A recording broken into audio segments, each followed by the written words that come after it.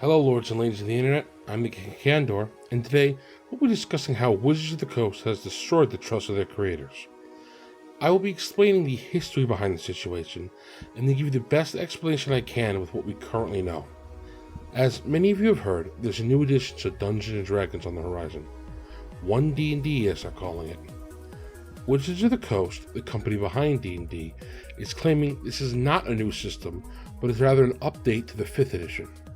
With this update, they have decided to change their OGL, or Open Game License. The OGL was first created by Ryan Dancey when Wizards of the Coast bought TSR, the original publisher of D&D, and Five Rings Productions, where Dancey originally worked. During the merger, Dancey was promoted to business head of the role-playing department at Wizards of the Coast, where he had a hand in developing their new game, Dungeons & Dragons 3rd Edition. Dancey saw how D&D was run under TSR and how they sued everyone who came even close to making a game like theirs, and even sued the fans who made additional content for D&D. He realized this was damaging the brand and that D&D was popular because it was easy to make content for. Dancey then sat down with the lawyers of Wizards of the Coast and they developed the OGL, or Open Game License. So, what is the OGL? The OGL is basically a legal agreement between WotC, or Wizards of the Coast, and anyone who publishes a product using D&D's rules. It outlines what they can publish without WotC needing to sue them. In return, the user of the OGL must publish a copy of the OGL in their product. How this works in practice is like follows. Let's say I wish to publish my world of Enos and use the 3rd edition rules. I would be able to explain my lore and unique aspects, such as the Soul Scarred, and use any mechanics covered in the 3rd edition open reference document. I could even reference things such as saying, in the world of Enos, the fighter class gets an extra bonus to hit, as the fighter class is one of the things the OGL covers. However, there are certain things I cannot publish. For example, I cannot publish the fighter class in its entirety in my book, exactly copying the way Wizards wrote it in the 3rd edition. I also cannot use proper names such as Dritzt or the 9 Hells of Bator. Outside of the content, there's an area of trademarks you can also not use. No D&D logo, no red ampersand, and nothing that would cause confusion with the official D&D product. The current 5th edition OGL is linked below if you want to read it. Most of it is a list of everything you're allowed to publish, that's why it's 400 pages, almost. So what has changed?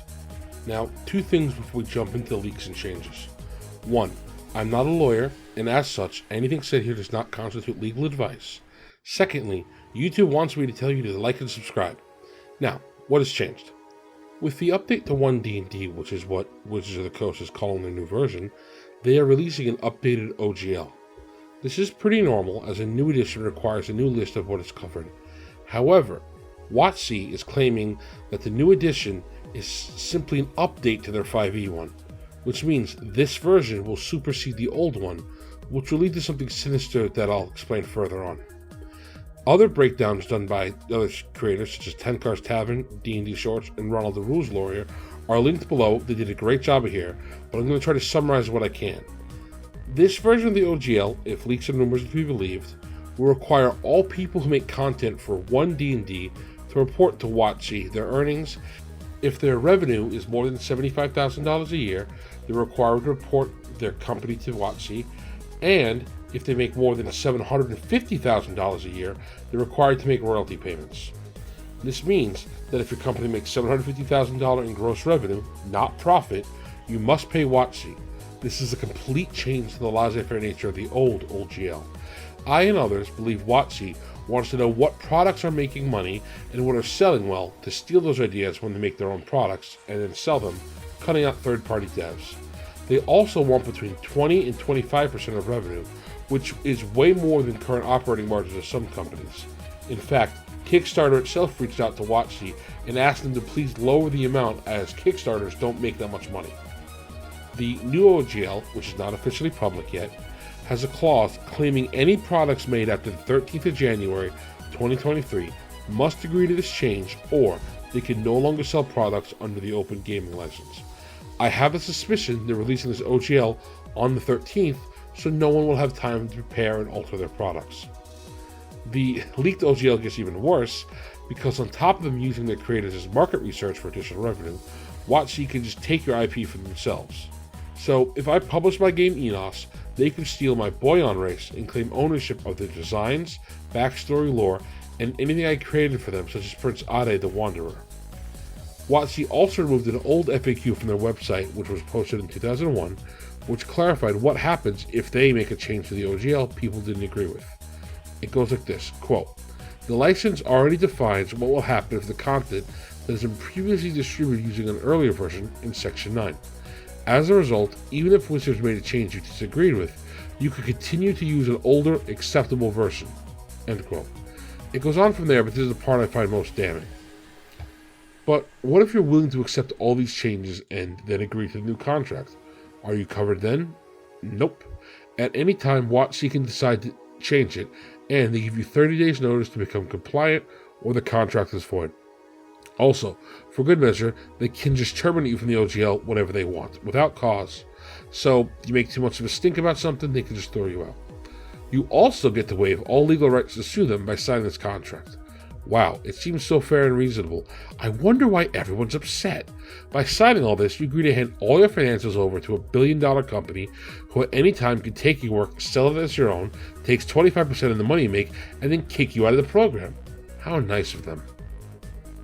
They are also banking on the creators not knowing or being too scared to understand the OGL and what they can do with it. This next part, I have to reiterate, I am not a lawyer, this is not legal advice.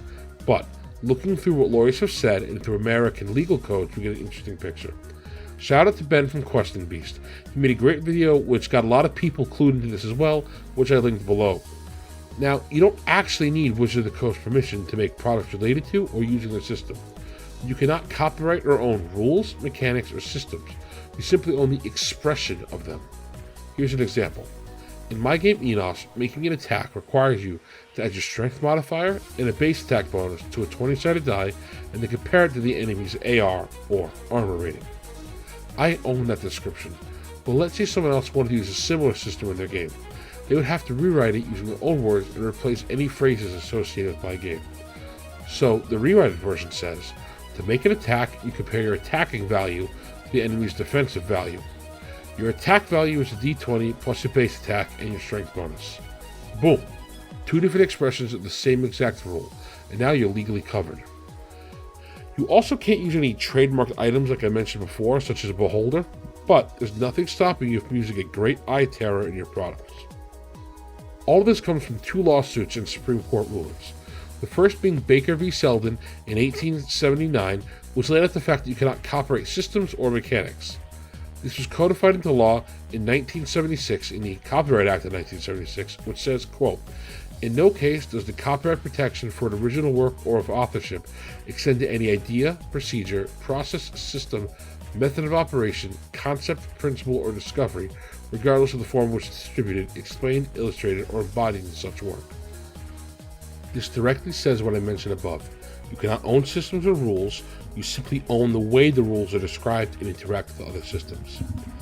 The second case, which affects game mechanics and the legality, is actually from Anti-Monopoly Incorporated versus General Mills Fund Group. The court case ran from 1976 to 1985. This case involved the board game Monopoly and a similar game called Anti-Monopoly, made by college professor Ralph Anspach. Monopoly's trademark was shot down during this case, but its current status seems dubious to me.